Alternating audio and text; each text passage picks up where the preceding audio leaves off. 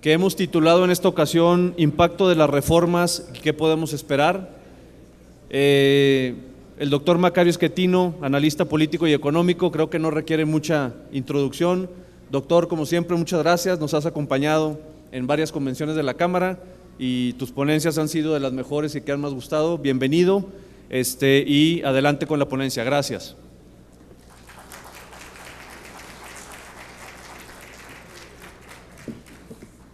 Muchas gracias, muy buenos días. Muchas gracias por invitarme de nuevo aquí a Cañete. Efectivamente es pues uno de los foros a los que en mayor cantidad de ocasiones he podido asistir y al que le tengo mucho cariño. Afortunadamente todavía me aguantan y por eso estoy aquí otra vez. Entonces si pueden proyectar mis filminas, ahí se van a ver, échenlas. Yo voy a platicar de lo que está pasando en México y el mundo, y le llamé a la plática 2013 año de definiciones, porque en mi opinión estamos viviendo una circunstancia muy especial. Se está acabando, a ver si funciona esto, sí. Se está acabando el siglo XX y está empezando el siglo XXI. Los siglos no empiezan ni terminan en los años con doble cero, como uno está acostumbrado a pensar, empiezan y terminan cuando les toca. Y ahora le está tocando terminar al siglo XX y está empezando el siglo XXI. Y un cambio de siglo, lo importante que tiene es que tenemos que cambiar todo lo que conocemos.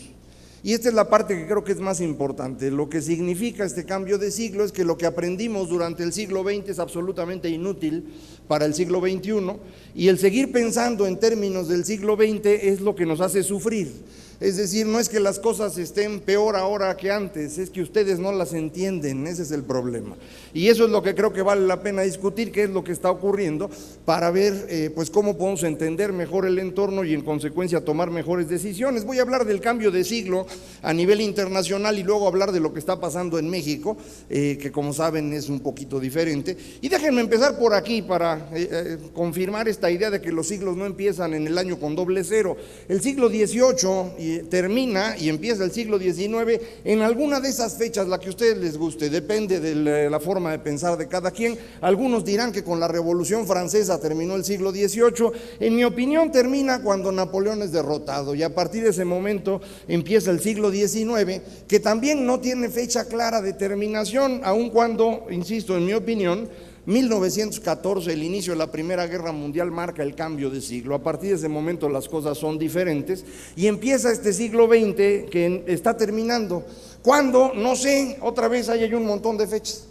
Un historiador muy famoso que se llama Eric Hobsbawm, bueno, ya no se llama, ya se murió, se llamaba Eric Hobsbawm, afirmaba que el siglo XX había sido muy breve porque había empezado en 1917 y había terminado en 1989. Él era un historiador marxista, son las fechas de existencia de la Unión Soviética, y me imagino que eso fue lo que lo llevó a pensar eso. Yo creo que el siglo XX no termina en 1989, no sé en qué momento termina, y digo que termina este año. ¿Por qué? Pues porque este año es el que estoy dando la plática y conviene que termine ahorita para que pueda yo platicar. Entonces, déjenme platicar lo que pasó en estos siglos, porque esto es muy importante. El siglo XIX empieza en 1815, termina en 1914, y es el siglo de la Gran Bretaña. La Gran Bretaña es la que controla el mundo y entonces puede instaurar un sistema financiero internacional que fue el patrón oro, y promueve la primera globalización, que es la primera vez que le va bien a América Latina, o siendo más exactos, es la única vez que le fue bien a América Latina. Justo en ese periodo es cuando Porfirio construye los únicos edificios bonitos que tenemos en este país. Esa fue la época que nos fue bien en México y le fue bien a otros países en América Latina, pero esto se acabó por el conflicto entre los dos países más industrializados del mundo en ese momento, un conflicto innecesario y absurdo, que creo que se puede ver mejor en esta gráfica. Estoy midiendo el tamaño de las economías con una medida muy rara. En vez de medir el PIB o cosas por el estilo, estoy midiendo cuánto contaminaban, toneladas de dióxido de carbono por persona de cada uno de los países. Reino Unido es la raya roja, Alemania es la raya negra, y la azul es Estados Unidos, que como ven crece mucho más rápido, pero está en otra parte del mundo. Inglaterra y Alemania, en cambio, están en el mismo espacio geográfico, crecen mucho, empiezan a ser del mismo tamaño y empieza la Primera Guerra Mundial. Esa es una guerra que no tenía sentido. En 1912, un periodista entonces muy famoso que se llamaba Norman Angell escribió un libro diciendo: ya no va a haber guerras. Y ya no va a haber guerras porque no tienen sentido. el tramado comercial y financiero entre los países es tan fuerte que sería un absurdo tener una guerra, todos perderían. 2 años después empieza la Primera Guerra Mundial, que como sabemos terminó hasta 1946. ¿Por qué hubo guerra? No tiene sentido. Bueno, pues es que los seres humanos no tienen sentido.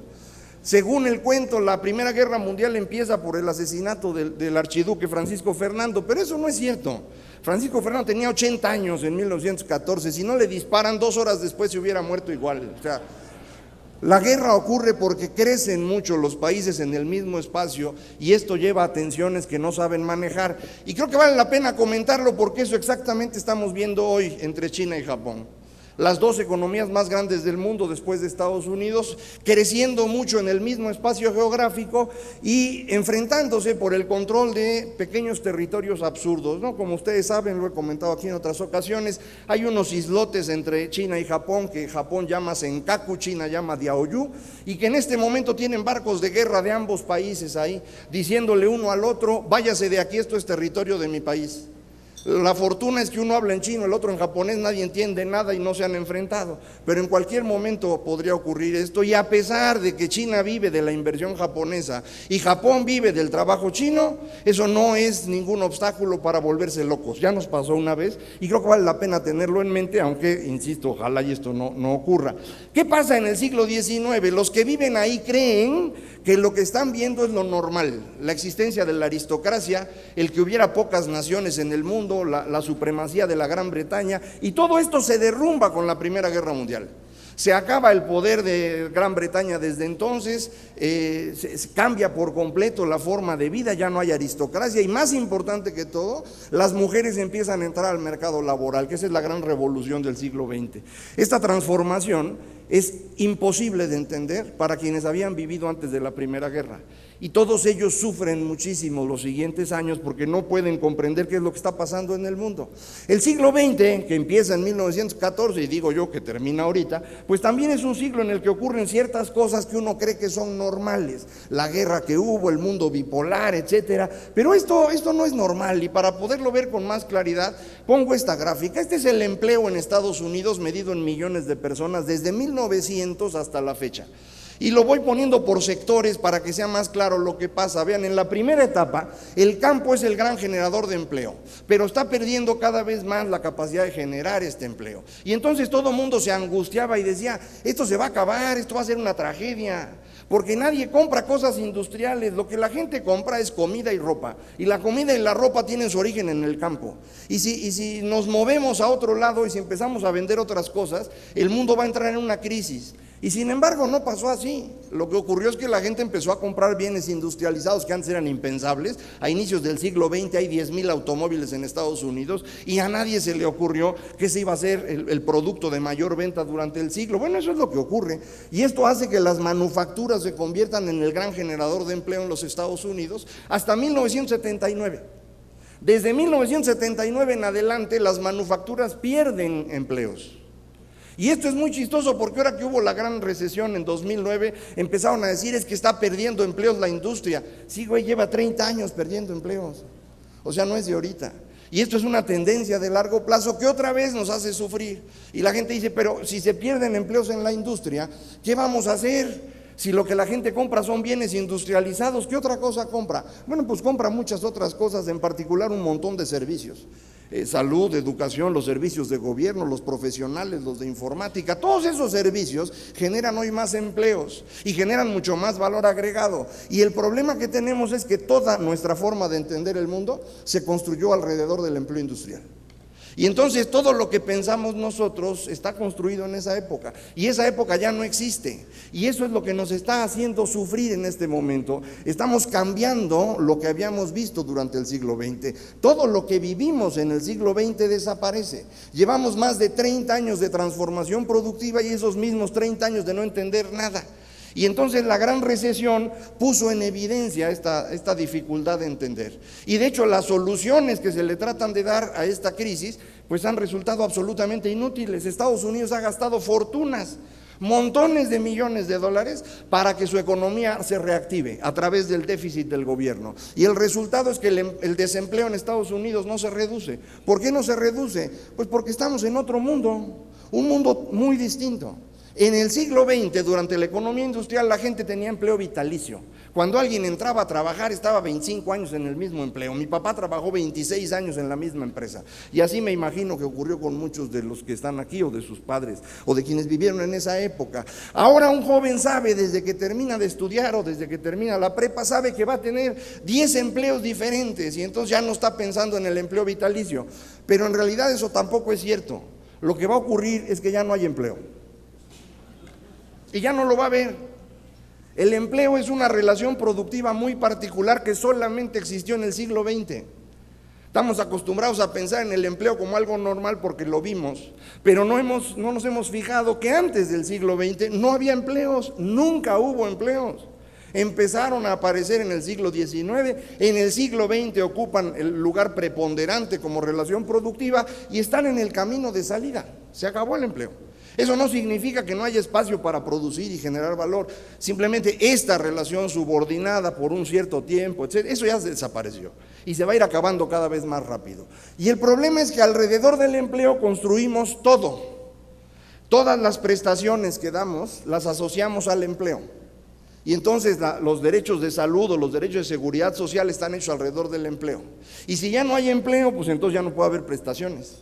Y esa es la razón por la cual México tiene ahora el Seguro Popular, que no pasa por el empleo. Todos los mexicanos tienen derecho al Seguro Popular. No cubre todo, pero todas las personas pueden tener acceso, no necesitan el empleo. Lo mismo con la pensión universal que se está proponiendo ahora a través de la reforma fiscal. Todos tendrán pensión, que va a ser una miseria, pues sí, pues para lo que alcanza a mano, ¿no? Pero no hay otra manera, no hay empleos. Pero ojo, si ya no hay empleos, si ya no hay trabajadores, entonces ya no necesitamos a la izquierda. Los partidos de izquierda existen porque defendían a los trabajadores. Hoy ya no hay trabajadores, no existe la izquierda. Y si no existe la izquierda, no existe la derecha, obviamente. Y esto significa que no importa quién gane una elección, van a gobernar igualito. Les pueden platicar mucho cuando sean las campañas, pero a la hora de gobernar van a tener que hacer exactamente lo mismo, porque ya no existe la diferencia entre los dos. Por eso en Europa, a partir de la gran recesión, ha habido cambios de gobierno en casi todos los países, menos Alemania, y en todos los países los que eran de izquierda ahora son de derecha, y los que eran de derecha ahora son de izquierda, y todos se siguen gobernando exactamente igual, porque no hay otra forma. ¿Cuál es el problema político del siglo XXI? Jóvenes contra viejos. ¿Por qué? Porque los viejos tuvieron empleo con prestaciones y entre esas prestaciones tenían pensión y entonces ahora están pensionados y no hay dinero ahorrado para pagarles, les tenemos que pagar con impuestos. ¿Quién va a pagar los impuestos? Los jóvenes que no tienen empleo ni prestaciones y tienen que pagar las prestaciones de los viejos. Y nosotros los jóvenes no estamos de acuerdo, no vamos a pagar, no tiene sentido. Digo, se ríen ahorita porque dicen el viejito está diciendo, no estoy viejito, me veo golpeado, pero no es así. El ministro de Finanzas de Japón en marzo pasado les dijo a sus viejos en Japón, si se sienten mal, si están enfermos, muéranse, no tenemos dinero para mantenerlos vivos. Si ustedes intentan mantenerse vivos, eso lo van a tener que pagar los jóvenes, no lo quieren hacer. En Japón el conflicto jóvenes contra viejos ya es el conflicto político. En Estados Unidos ese es el conflicto detrás de la discusión del presupuesto y el alza en el techo de la deuda. Todo el mundo dice es que es el Tea Party y están locos. No, espérate, güey. Si el Tea Party está ahí, es porque la gente está votando por ellos. Y la gente que vota por ellos son un montón de personas que creen que no hay ninguna razón para estar financiando derechos de otros que no tienen trabajo y que no van a generar su propio ingreso. Y esa es una discusión que vale la pena tener y que vamos a tener que tener aunque ustedes no quieran. Y eso es una transformación producto del cambio tecnológico que no vemos.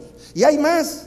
Ahora lo que tenemos es una diferencia muy grande en términos del tiempo. A inicios del siglo XX las personas vivían para trabajar. 80% del tiempo que estaba despierta una persona a inicios del siglo XX lo ocupaba para generar ingreso, para comer, para tener ropa y para tener energía en su casa. Hoy lo que tenemos es tiempo libre en abundancia. Hoy nos sobra el tiempo libre. Hay tanto tiempo libre que hasta pueden estar aquí viendo una plática en vez de trabajar. Sobra tiempo libre. ¿Qué significa esto? Que el negocio del siglo XXI es el tiempo libre. Si ustedes quieren hacer negocio, ¿a quién le tienen que vender? Al tiempo libre. ¿Qué hacen los seres humanos en su tiempo libre? Nada más dos cosas: entretenerse y comunicarse. Si producen cosas para entretenerse y comunicarse, el mercado es abundantísimo. Y esa es la razón por la cual Facebook y Twitter son multimillonarios en este momento.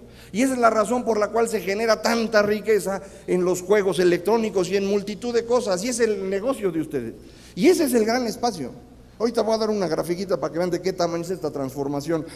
No es solamente ese cambio. Antes las personas tenían un solo empleo, muchas veces cerca del lugar donde habían nacido, de forma que amigos, colegas y familia eran la misma cosa. Hoy nuestras relaciones con todo el mundo. Hoy puede uno estar comunicado permanentemente, virtualmente, con cualquier parte del mundo, pero incluso físicamente hoy es mucho más fácil moverse de lo que era durante todo el siglo XX. Entonces es otro mundo. Para que me crean lo del asunto del tiempo libre, porque no es tan claro, voy a poner algunos datos más, porque estamos cambiando todo. El viejo arreglo en el que vivimos, lo que conocimos durante el siglo XX, es insostenible y hay que transformarlo. Y no es nada más el asunto económico o productivo, es la política, es la sociedad, es todo. Y los cambios más importantes que estamos viviendo son estos: la revolución energética, la recomposición global producto del cambio tecnológico, ya hablé de China y Japón, pero voy a hablar un momento más algo adicional, y el tiempo libre. Estas son las tres tendencias que me parecen más relevantes en este momento del cambio en el mundo. Déjenme empezar por la revolución energética. Esos son los tres países que más petróleo producen en el mundo: Arabia Saudita, Rusia y Estados Unidos. La gráfica es de 2008 en adelante, no es de 100 años como las otras, ¿no? En estos últimos 5 o 6 años, Estados Unidos ha incrementado su producción de 9 a 12 millones de barriles diarios y hoy es el país que más petróleo produce en el mundo. Esto es producto del cambio tecnológico, porque Estados Unidos está produciendo un petróleo que ya existía pero que no había manera de obtener y que ahora sí puede hacerlo. Y entre Estados Unidos y Canadá han transformado por completo su mercado. Este es el saldo, o el déficit, si lo quieren ver así, de petróleo que tienen Estados Unidos y Canadá medido en millones de barriles diarios. A inicios de los 80 importaban 4 millones de barriles y de ahí se fueron a importar 12 millones de barriles diarios en el 2005, justo cuando empieza la revolución shale. Y esta gran transformación tecnológica que permite obtener petróleo de donde antes no había, les ha permitido moverse hasta tener ahora importaciones de solo 4 millones de barriles nuevamente. Pero si siguen la tendencia, que es una tendencia más o menos clara, en 2015 Estados Unidos y Canadá son autosuficientes en producción de petróleo. Si Estados Unidos y Canadá son autosuficientes en producción de petróleo, el juego cambia. Los que les vendemos petróleo a Estados Unidos ya no le vamos a vender. Y vamos a tener que conseguir algún tarugo que nos compre y no abundan. México le vendía a Estados Unidos 900,000 barriles diarios el año pasado. Este año nos están comprando 700,000. Y hemos tenido que buscar quién nos compre los 200,000 adicionales. Poco a poco esto va a ir creciendo, va a haber abundancia de petróleo en el mercado y esto va a bajar el precio, entonces nos va a complicar la vida. Pero la circunstancia es peor, piensen en Venezuela. Venezuela vive de venderle petróleo a Estados Unidos 1 millón de barriles diarios, que le va a dejar de vender en 2 años. Venezuela está condenada al fracaso. Piensen en Medio Oriente. Estados Unidos defiende Medio Oriente y lo cuida porque quiere garantizar sus reservas de petróleo y la oferta de petróleo. Ya no lo va a necesitar. En consecuencia, Medio Oriente ya no le importa a Estados Unidos, si acaso salvo por la situación de Israel, fuera de eso nada. Y entonces mucha gente dice, ¿por qué Estados Unidos no se mete en la guerra civil de Siria? Pues porque no tiene para qué, ya no es su asunto, que lo resuelvan los europeos si les preocupan. Entonces esto cambia por completo cómo funciona el mundo. Y esta transformación es producto del cambio tecnológico, en particular de tecnologías de información. Tiempo libre, esta es una estimación de una agencia de mercadotecnia de cómo era el tiempo libre durante el siglo XX, medido en horas por semana. A inicios del siglo XX una persona tenía 10 horas libres a la semana y las ocupaba fundamentalmente leyendo, ¿no? Revistas, periódicos, algún libro. Luego empezó a escuchar radio y ir al cine, que empezaba en aquella época. Conforme avanza el siglo XX, el espacio del tiempo libre lo ocupa la televisión, pero esto ya se acabó, ¿no? Todos ustedes lo saben. Estamos en el apagón analógico, lo cual significa que la televisión desaparece y nos movemos a una cosa totalmente distinta, un montón de otras opciones. Pero no solo es un montón de otras opciones, es un montón de tiempo disponible. Y ese tiempo disponible hay que ocuparlo. Pero otra vez nosotros configuramos nuestra visión del mundo ahí. Y entonces seguimos pensando en la televisión como si existiera. Y la televisión ya no existe, está en los últimos 2 años de vida. Y entonces cuando nuestros señores legisladores discuten sobre la tercera cadena de televisión, yo digo, puta, no tienen ni idea de qué están hablando, man. En 2 años ya no hay televisión, hay televisión digital. Entonces, en lugar de 8 canales de televisión abierta, va a haber 50. Con 50 canales de televisión abierta, ¿a quién le preocupa la tercera cadena? Va a haber tercera, cuarta, quinta, décima, duodécima, la que ustedes quieran, caben montones. Lo que yo ahora me pregunto es, ¿y cómo van a llenar el tiempo? Es decir, el gran mercado de los próximos años no es la televisión, son los contenidos. Y escuchaba yo que decía el director de ProMéxico que están pensando en eso y que van a trabajar en eso. Pues métanle porque se les va a acabar el tiempo. Ese es el gran movimiento en el que estamos. Y otra vez, no nos damos cuenta de cuánto ha cambiado el tiempo. Y este es el tiempo de trabajo. Puse a todos los países de la OCDE y los socios y demás, no para que puedan verlo uno por uno, sino para que vean la tendencia. Vean cómo el tiempo de trabajo, aquí está medido en horas por año, se va bajando poco a poco. Y en este momento, por ejemplo, en Holanda, que es el país donde menos se trabaja en este momento en horas, están trabajando más o menos 4 días a la semana por 46 semanas al año. Es decir, con mes y medio de vacaciones trabajando de lunes a jueves. Casi como ustedes, pero todos, ¿no? La raya roja que ven ahí marcadita hasta arriba es México. Y la puse porque en este momento México es el país que más trabaja. Dato que voy a utilizar un poquito más adelante. ¿Por qué cambia tanto el asunto del tiempo libre? Este es el ingreso de ciertas personas que viven del tiempo libre y lo estoy midiendo en el equivalente del ingreso de los norteamericanos. Si quieren pensarlo de una manera más fácil, lo que mide el eje es cuántos norteamericanos promedio vale cada una de las personas que están ahí. La raya de abajo, la raya verde, es el salario promedio de un beisbolista. En los años 70 un beisbolista ganaba exactamente lo mismo que un norteamericano promedio. Hoy un beisbolista gana más o menos 75 veces lo que gana un norteamericano promedio. Y la razón es que ahora hay más gente que está viendo eso. ¿Por qué hay más gente viendo el béisbol? Pues porque no hay nada que hacer, ¿no? De hecho, hoy empieza la Serie Mundial para el que no se haya acordado, ¿no? La raya azul que ven ahí es el ingreso promedio de los directivos de empresas en Estados Unidos, los CEOs famosos, y este es el ingreso igual medido en norteamericanos promedio. Y vean ustedes cómo va creciendo, pero crece exactamente igual que lo que crecen los jugadores de hockey mejor pagados, que es la raya roja. Esto es una transformación brutal. Es decir, ahora, ¿qué es lo que está ganando dinero? Los deportistas, porque permiten que se ocupe el tiempo libre, o los CEOs, porque lo que estamos pagando más en este momento es el talento. Y esto claramente es el lema de lo que estamos viendo hoy, ¿no? Innovación y capital humano. Digo, por si hubiera duda, ese es el problema. Y eso es lo que se paga.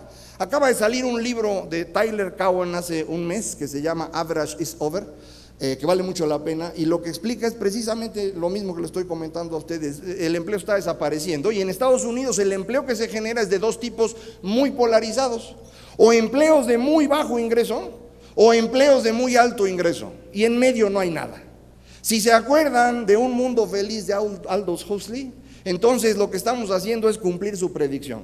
Habrá seres alfa y beta ganando una la nota y habrá seres gamma trabajando por cualquier cantidad de dinero. Esa es la transformación en la que estamos, una transformación muy complicada, y está ocurriendo precisamente por la forma como nos cambió la tecnología a nuestra vida normal. Pero no todo se ha reducido de precio conforme la tecnología avanza, y es el caso de estas actividades que tienen una cosa que se llama enfermedad de los costos. Educación, salud y seguridad no pueden reducir su consumo de mano de obra. Entonces, como no reducen su consumo de mano de obra, se van haciendo relativamente más caros frente a todo lo demás. Y el problema con estas 3 cosas es que durante el siglo XX decidimos que estas 3 son derechos y en consecuencia las va a pagar el gobierno. Y entonces el gobierno tiene que pagar educación, salud y seguridad, que cada vez cuestan más. Y el problema que ustedes conocen es que no hay con qué pagar. Y entonces aquí hay 3 soluciones que en serio hay que discutir, independientemente de lo que pase con la reforma fiscal, etcétera, que también platicaré algo adelante. Esta es una discusión del siglo XXI. ¿Qué vamos a hacer? Solución 1. Vamos a reducir los derechos. No podemos dar derechos absolutos en estas cosas. Por ejemplo, vamos a dar educación gratuita, pero nada más la básica. ¿Por qué? Pues porque no alcanza para todo. Entonces, los que quieran educación más arriba de la educación básica tendrán que ganársela. ¿Cómo? No sé, ahí inventaremos formas, ¿no? Puede haber becas, puede haber ingresos de sus familias, lo que ustedes quieran, pero no las vamos a poder pagar porque no alcanza. En México, por ejemplo, la cantidad que pagamos por educación superior cuesta muchísimo más que lo que pagamos por educación básica, medido por persona o por hora o por lo que quieran. Y a mí no se me ocurre como para qué, ¿no? Siempre se enojan conmigo, sobre todo los de la UNAM, que digo esto, pero yo no entiendo por qué. No veo ninguna ganancia social, no la veo. Ellos sí la ven, obviamente, porque de eso viven, pero yo no. Y me imagino que ustedes tampoco, si lo ven con un poquito de seriedad. Salud. ¿Qué hacemos con salud? No hay manera de dar servicios de salud absolutos. El Seguro Popular garantiza problemas de salud en las enfermedades catastróficas, que son las que pueden destruir el patrimonio de una familia, pero no cubre todo lo demás, porque si cubriera todo lo demás no hay dinero que alcance. El Seguro Social es un buen ejemplo. Si ustedes van al Seguro Social, los van a atender de cualquier enfermedad que tengan. El único problema es que van a tener que hacer cola.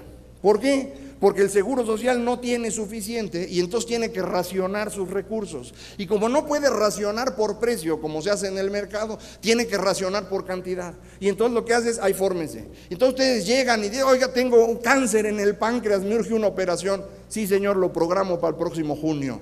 Oiga, no manches, me voy a morir. Mejor, señor, me ahorro la operación, vamos. Entonces no podemos dar derechos absolutos, aunque se oiga gacho. Lo tienen que discutir, porque si van a querer que los derechos sean absolutos, entonces van a tener que pagar, Y la cantidad que van a tener que pagar no se compara ni cerquita con el drama que han hecho por el peso del refresco y que por el 5% de no sé qué. No manches, maestro, no se quejen así.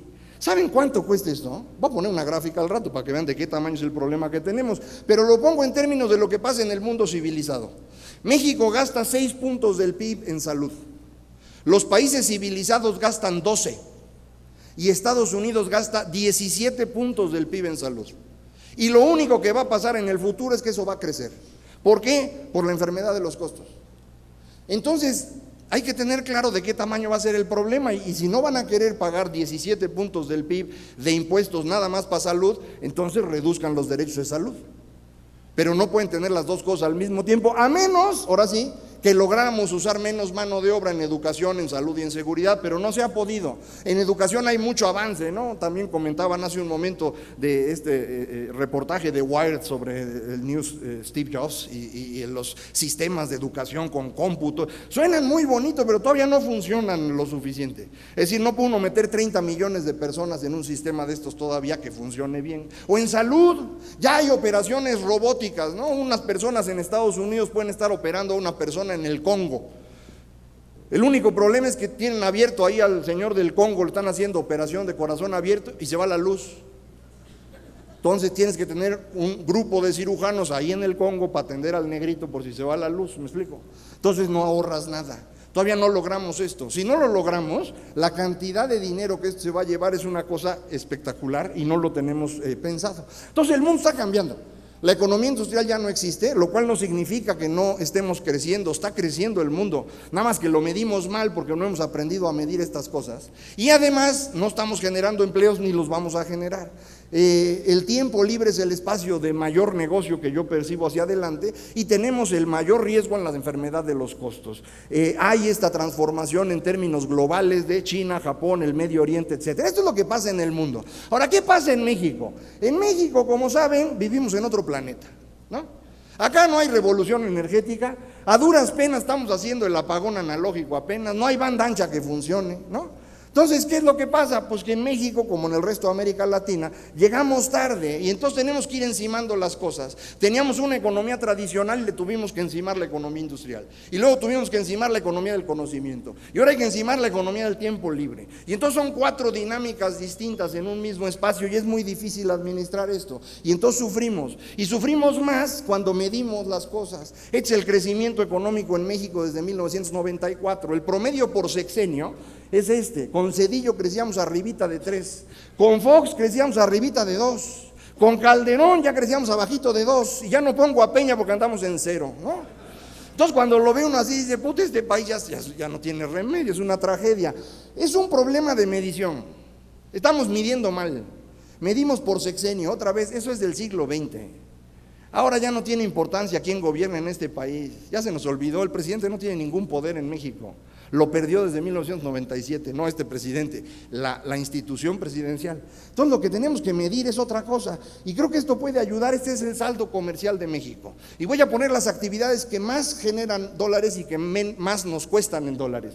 El petróleo es uno de los que más dólares generan, y nos gastamos esos dólares en comprar plásticos, calderas, material de fundición, etcétera. Teníamos otra fuente importante de ingreso que era la maquinaria eléctrica, pero se nos vino abajo desde 2009, no se ha recuperado. Y entonces el gran campeón de ingresos de este país es esta rayita azul, la exportación de automóviles. Ese es el mercado del que estamos viviendo. Entonces déjenme medir la economía mexicana utilizando a los autos como referencia. Esta es la producción de autos en México desde que los estamos produciendo, desde ¿qué año fue? Los años 60. Vean cómo para producir el primer millón de autos nos echamos casi 40 años. Pero entonces llega el Tratado de Libre Comercio, y con el Tratado de Libre Comercio cambia la pendiente, y el siguiente millón de autos tardó 10 años. Pero entonces en 2001 hay recesión en Estados Unidos y China entra a la OMC. Con la recesión en Estados Unidos las empresas deciden dónde van a mover su producción, y en ese momento China entra a la OMC y dicen vámonos a China.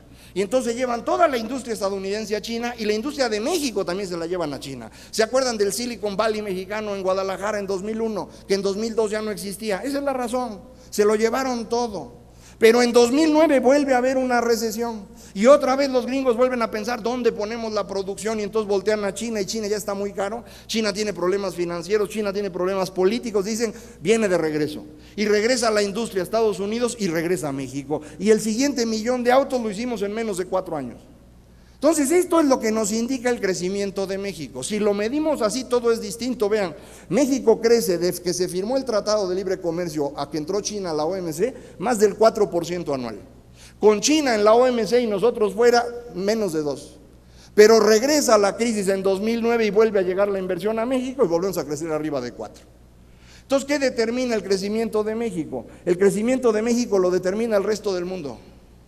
Y entonces lo que nosotros tenemos que hacer es estar listos para lo que está pasando en el resto del mundo. No estar pensando en nuestro ombligo como estamos acostumbrados. Y es que vamos a hacer esto. Espérate, güey, ¿a quién le importa lo que vas a hacer? Vamos a ver qué están haciendo los demás, a ver de dónde nos colgamos, porque eso es lo que mueve a la economía mexicana. El Tratado de Libre Comercio nos permitió entrar, la entrada de China a la OMC nos frena, la crisis de 2009 nos permite otra vez incorporarnos. Entonces, esto es lo que tenemos que hacer. ¿Qué podemos hacer para aprovechar mejor estas oportunidades? Bueno, la clave es que tenemos que ser productivos, eso es todo. Y por eso ponía yo la gráfica de cuántas horas se trabajan. Los mexicanos trabajan muchísimo, más de 10 horas diarias trabajan las personas en México. Y el problema es que en esas 10 horas diarias no producen nada. Y entonces no se puede resolver el problema. Y entonces mucha gente sigue pensando que los mexicanos son flojos y por eso no avanza el país. No es cierto, los mexicanos no son flojos, los mexicanos son inútiles, que es una cosa totalmente distinta. Y entonces hay que resolver el problema correcto. ¿Por qué no competimos bien? ¿Por qué no somos productivos? Pues porque no hay competencia en México. Y sin competencia no hay productividad. La educación es absolutamente inútil para la productividad. Y el capital, la inversión es inútil para la productividad. Lo que los hace útiles es la competencia. Es cuando siente uno al competidor respirando junto, que entonces empieza uno a hacer las cosas bien. Y en ese momento la educación, el capital y todo lo demás se vuelve muy útil. Todo eso es importante, pero solo funciona cuando hay competencia. ¿Qué necesito para que haya competencia? 3 cosas elementales: terreno parejo para que todo el mundo pueda competir, si no, no hay competencia; derechos de propiedad claros, porque si no, ¿sobre qué competimos? Y meritocracia, es decir, que la gente sea juzgada por sus resultados y no por dónde nació, familiar de quién es o de qué color trae la piel, que es como le hacemos en México. Entonces esas 3 cosas hay que hacer. Y no las estamos haciendo, y este es nuestro problema más importante. La trampa en México es que en México no hay ley, y como no hay ley, los poderosos no los podemos controlar, y los poderosos se dedican a vivir de ustedes. Cada vez que enciende un aparatito no funciona, el gordo junta una lana, ¿no? Ese es un problema. Ese es un monopolio que está juntando dinero con el trabajo de ustedes. Y lo mismo los líderes sindicales. El señor secretario de Hacienda, de Gobernación, acaba de firmar con el Sindicato Mexicano de Electricistas 1,500 pensiones de 15,000 pesos para señores del ESME que no se habían jubilado. Yo no sé si han hecho la cuenta, pero esa firma vale 10,000 millones de pesos, porque las personas del ESME que no se habían jubilado deben tener menos de 45 años, porque en el ESME se jubilaban a los 45. Entonces van a vivir 40 años más. Multipliquen esos 40 años por 12 meses, por 1,500 personas, por 15,000 pesos, son 10,000 millones de pesos que regaló el señor secretario de Gobernación, y esos 10,000 millones de pesos los pagan ustedes para los líderes sindicales. Y le dio además 115 millones de pesos a la Coordinadora de Trabajadores de la Educación, grupo de interés. Y todo eso lo pagan ustedes, bueno, yo también, lo pagamos. Esta es la tragedia de México. Y cada vez que quiere uno meter en orden estos miserables, se defienden. Va uno contra los monopolios, somos la industria nacional, quieren vender la patria, el gobierno está en contra de los empresarios. No, maestro, queremos empresarios. Lo que no queremos son parásitos, como los que tenemos en México durante todo el siglo XX. Acuérdense, todas las grandes empresas, grandes, de este país, se hicieron por su cercanía con el poder. Y ninguno es empresario, Así les dicen, pues es como decirles cualquier otra cosa, ¿no? Los sindicatos, va uno contra ellos, es que defendemos los derechos de los trabajadores. Maestro, pues si dice Macario que no hay trabajadores, ¿qué estás defendiendo? Y los grupos de interés dicen que están por la justicia social. Todo esto son cuentos, son los cuentos que les contaron a ustedes durante el siglo XX para mantenerlos tranquilos y que siguieran manteniendo en el poder al grupo que había ganado las guerras civiles. Para eso iban ustedes a la escuela, no para aprender a leer y escribir, por eso les cuesta tanto trabajo, ¿sí? Ese es para lo que sirve. Y esto es lo que le está permitiendo a este grupo seguirnos extrayendo recursos. Este círculo vicioso es el que hay que romper. Y como sé que no me van a creer que en México no hay ley, traje la gráfica. Este es el índice de Estado de Derecho que hace el World Justice Project. Puse a todos los países, aunque no se vean bien las letritas, para que vean dónde está México. Allá arriba está la civilización, ¿no? Suecia, Noruega, Dinamarca, esos países civilizados. Las de rayitas verdes son América Latina. Y México es la raya roja. México tiene un Estado de Derecho inferior al de Guatemala y superior al de Nigeria. Ahí estamos. Con eso no se puede hacer nada, O sea, todas las reformas que estamos haciendo en México, la gran discusión, todas estas son muy útiles. Pero lo importante, lo que verdaderamente va a cambiar a México es tener un Estado fuerte, limitado por la ley, responsable frente a ustedes. Esa es una democracia moderna y eso es lo que tenemos que construir. ¿Con quién lo construimos? Pues con los que hay, ¿no? Entonces dejen ir al mapa de las bolitas para ver cómo está la situación política en México. Aquí, como saben todos los que lo han visto ya, voy a poner a los principales actores de México de acuerdo a su orientación económica en el eje horizontal y política en el eje vertical.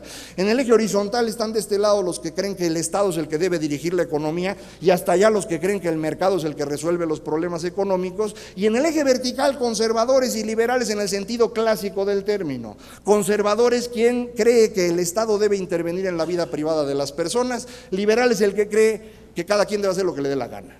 Y voy a poner en el centro al ejército, porque están armados. Y yo con gente armada no discuto, y dije, si los pongo en otro lado, capaz que se enojan, no me la voy a acabar. El otro actor armado es el narco, que no va a aparecer. Yo sí quería que apareciera, lo puse por aquí y por allá, y en todos lados se veía bien. Y entonces llegué a la conclusión de que el narco no es un actor político, es una impureza. Está en todas las pelotitas en mayor o menor medida, pero averiguar eso sí ya es dañino para la salud, entonces yo no lo voy a hacer. Este es el PRI en varias pelotitas, el presidente Peña Nieto, todo el viejo PRI lo puse aquí en una pelotita. Los tecnócratas, que sigue usando las siglas de Miguel de la Madrid, que fue en el sexenio en el que se formaron. Manlio Fabio Beltrón es probablemente el político más importante que tenemos después del presidente hoy. Y los vicepresidentes, como les dicen, ¿no? El señor Osorio Chong y Luis Videgaray. El PAN en tres pelotitas. El Yunque, no sé si existe el Yunque o no, pero así le dicen, es la derecha del PAN. Gustavo Madero está ahorita asociado con ellos. El grupo del expresidente Calderón. Y este es el de Panistas por México que acaban de abrir. No sé si va a funcionar, son los exgobernadores con la señora Josefina y demás. Ahí los pongo a ver qué pasa. De este lado, de color colorado, la izquierda radical y las organizaciones campesinas están de colorado porque con ellos no se puede hablar, es a balazos, pero son poquitos, entonces no tienen mucha importancia. La Unión Nacional de Trabajadores, que es el grupo sindical más importante del país. Nueva Alianza, el partido de la maestra, por si recuerdan, existía una señora que le decían la maestra, tenía un partido político, ese es.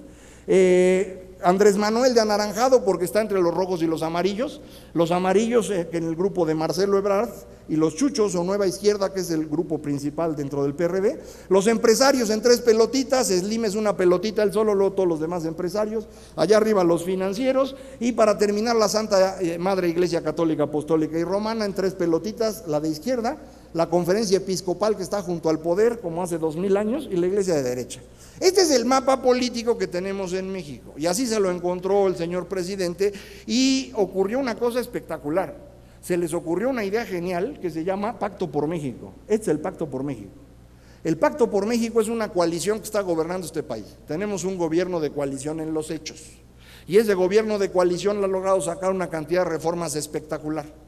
Mucha gente dice que el Pacto por México está mal. ¿Por qué lo dicen? Pues porque quedaron fuera, ¿no? ¿Quiénes son los que se quejan? Se queja el señor Calderón y sus secuaces. ¿Por qué? Pues porque no están en el pacto. Y entonces el señor Cordero en el Senado se la pasaba diciendo que no iba el pacto y que demás. Y todos lo tuvieron que correr, ¿no? ¿Por qué? Pues porque está estorbando. Que lo que está diciendo está bien o está mal es irrelevante. Está fuera. Y como está afuera está enojado y por eso están quejando tanto. Y lo mismo pasa de este lado. Ustedes oyen a Andrés Manuel decir que no. Ahora, eso ya no es noticia porque siempre lo ha hecho, pero lo hace ahora porque está afuera. Pero también Marcelo, ¿no? Marcelo anda por ahí diciendo que no debe haber reforma fiscal y que no debe haber reforma energética. Pues no, claro, si a él no lo invitaron, ¿no? Estos monos de aquí representan más del 80% de la votación en México. Entonces, en la democracia 80% es un montón. Y con eso toma uno decisiones, que para eso está uno, ¿no? Entonces es lo que están haciendo. Y las reformas que están sacando en este grupo, pues tiene varias virtudes. Y la principal es que nos están moviendo en la dirección correcta. Las reformas van en el sentido de empujar a México hacia donde está la democracia. Pero eso no significa que haya garantía de que vamos para allá. Porque siguen existiendo las viejas tradiciones y para eso está la cruzada contra el hambre, el programa de prevención de la violencia y muchas otras cosas más que nos regresan a lo anterior. Programas clientelares que nos están moviendo en una dirección opuesta. No sé en qué dirección vamos, yo espero que nos movamos hacia allá, pero esto podría moverse en cualquier dirección si no nos damos cuenta. ¿Qué reformas hemos tenido? La educativa, que se centra en evaluación, no va a resolver el problema educativo, va a resolver el problema sindical asociado con la educación. Necesitamos hacer más en educación para que esto se resuelva, pero ya es un avance. Telecomunicaciones, que ustedes saben mucho más que yo del tema, pero para mí la clave de telecomunicaciones es su impacto en competencia y necesitamos que ese impacto sea lo mayor posible. La reforma financiera para mí es la más importante de todas y afortunadamente nadie la entiende, ni los diputados ni los senadores, y por eso no la han discutido. Y eso es muy bueno porque entonces la reforma ahí fue solita y no hubo que estar discutiendo cosas que nadie entendía. Esta reforma es importantísima porque obliga al cumplimiento de contratos, es decir, a que haya Estado de Derecho en México, por eso es tan importante. La reforma energética en el sentido de apertura y la reforma fiscal que tiene que ver con recaudación y distribución, y todo el mundo está enojado por la reforma fiscal. Entonces traje 2 grafiquitas nada más para que vean por qué tenemos un problema muy serio. Esto es lo que gasta México en 4 cosas nomás, educación, salud, seguridad y pensiones. Eso es lo que estamos gastando hoy medido como porcentaje del PIB. 14 puntos del PIB entre educación, salud, seguridad y pensiones. Pensiones de 2 salarios mínimos promedio, seguridad que no sirve para nada, educación, todo lo que ustedes quieran, pero no estamos gastando eso. ¿Cuánto pagan ustedes de impuestos? Todos los mexicanos, pagando todos sus impuestos, pagan esto. Es decir, con todos los impuestos que pagamos los mexicanos, no alcanzamos a pagar 4 actividades del gobierno. Claramente 3 de ellas son de las más grandes, pero son 4 actividades. Falta aquí promoción. El señor secretario de Comunicaciones decía, necesitamos invertir mucho más en infraestructura. Sorry, no hay con qué, mano. Tenemos que pagar educación, salud, seguridad y pensiones. ¿Quieren lana para infraestructura? Necesitamos pagar más impuestos. ¿No quieren pagar impuestos? Pues entonces ya no estén quejando. No se puede. Vean de qué tamaño es el no alcanza. Dice ahí no alcanza, que no alcanza. Esta es la medición del déficit de México. Uso 3 mediciones distintas para que quede todo más confuso. La raya roja es el balance tradicional, la raya azul es el déficit que acaba realmente en los hechos en deuda, y el verde es el déficit que tendríamos si el gobierno no estuviera saqueando lo que puede, por ejemplo al Banco de México, vendiendo cosas y demás, ¿no? Vean dónde estamos y vean lo que ha pasado desde 2009. Este es el déficit desde 2009. Entonces cuando dicen es que el gobierno se va a endeudar en 2014, No, maestro, se viene endeudando desde 2009. Ya llevamos 5 años con un déficit como este verde de aquí, de más de 4 puntos del PIB. Entonces no es un problema de que el gobierno que está ahorita se va a gastar mucho dinero. No, llevamos 5 años gastando más de lo que ingresamos. Y esto eventualmente va a ser un problema. Por eso sí es importante hacer lo de la reforma. Yo sé que no me van a creer, pero bueno, lo tengo que decir, ¿no? Son mis números. ¿Qué ha pasado en México? Pues en México hemos logrado una gran maravilla. A partir de 97 cambió todo. El presidente empezó a perder poder, esto permitió el equilibrio con los otros poderes y esto nos ha permitido también que empiece la ley en México y empiece la rendición de cuentas. El problema es que al mismo tiempo hubo algunas cosas que empezaron mal. Al no existir el gran poder presidencial, entonces los gobernadores se volvieron locos y ahora es un problema los gobernadores. Y también empezaron a notarse carencias que traíamos desde siempre y que no habíamos visto, como la inseguridad, y se independizaron los poderes fácticos, ¿no? Los empresarios monopólicos, los líderes sindicales. Por eso es tan importante que hayan metido al Baester al bote, porque ahora todo líder sindical y todo empresario monopólico está más dispuesto a negociar, porque si no negocia, lo van a mandar al bote, a la misma celda del Baester, ¿sí? Entonces eso sí amenaza a cualquiera. México está frente a una oportunidad espectacular. China está en problemas muy serios y lo va a estar durante toda la presidencia de Xi Jinping, o sea, de aquí a 2023. China no va a tener muchas posibilidades. Digo, no va a dejar de ser un país grandote y todo lo que ustedes quieran, pero ya no va a ser la maravilla que fue, lo cual implica que Brasil está en problemas serios. La India, como saben, está en una situación todavía peor, está en una crisis bastante seria. Entonces, hoy México es una oportunidad. Y esa oportunidad que tiene México la tenemos que aprovechar moviéndonos en la dirección correcta, que son estas reformas estructurales que decía yo, pero sobre todo es este cambio a que haya ley en nuestro país, porque eso nos va a permitir salir de la trampa de ingreso medio en que estuvimos durante todo el siglo XX, y entonces vamos a podernos mover en la dirección correcta. Estamos frente a un mundo diferente, el siglo XXI es diferente, no es peor, es diferente, y hay que entenderlo para poderlo aprovechar. México tiene grandes oportunidades, pero tiene que aprovecharlas, tiene que tomar decisiones para eso. Y lo mismo ocurre para todos los empresarios. Hay grandes oportunidades. Quien entienda el mercado, quien entienda este siglo XXI, tiene grandes oportunidades. Y como decía un presidente municipal en Puebla, y el que no, pues no. Muchas gracias a todos.